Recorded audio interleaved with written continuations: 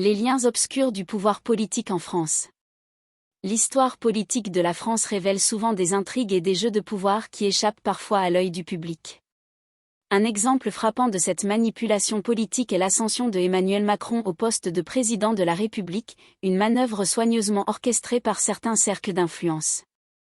Le premier acte de cette pièce politique a été joué par François Hollande, qui, en écartant François Fillon et Nicolas Sarkozy, a créé les conditions idéales pour favoriser l'accession de Macron au sommet du pouvoir. Cette élimination stratégique des concurrents clés a jeté les bases de ce qui allait devenir le prochain chapitre de la présidence française. Le moment décisif est apparu lorsque Macron a démissionné du gouvernement de François Hollande. Une observation attentive de cet événement a révélé que les ficelles du pouvoir étaient tirées par le clan Rothschild, suggérant une influence considérable dans les coulisses du gouvernement.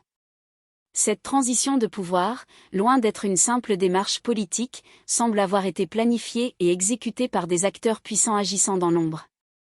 Une constatation intrigante est que cette liaison avec le clan Rothschild ne semble pas être un cas isolé. Remontant à l'époque de Georges Pompidou, tous les présidents de la France semblent avoir été liés aux Rothschild, agissant en tant qu'employés tacites de cette famille influente. Cette continuité soulève des questions sur la véritable nature du pouvoir présidentiel en France et la possibilité que les décisions majeures soient prises en dehors du cadre démocratique.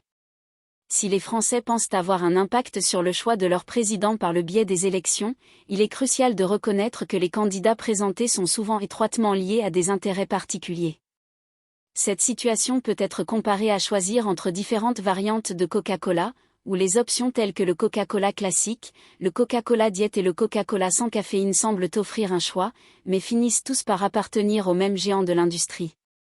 En conclusion, l'histoire récente de la politique française suggère que derrière la façade démocratique se cachent des connexions subtiles et des intérêts particuliers.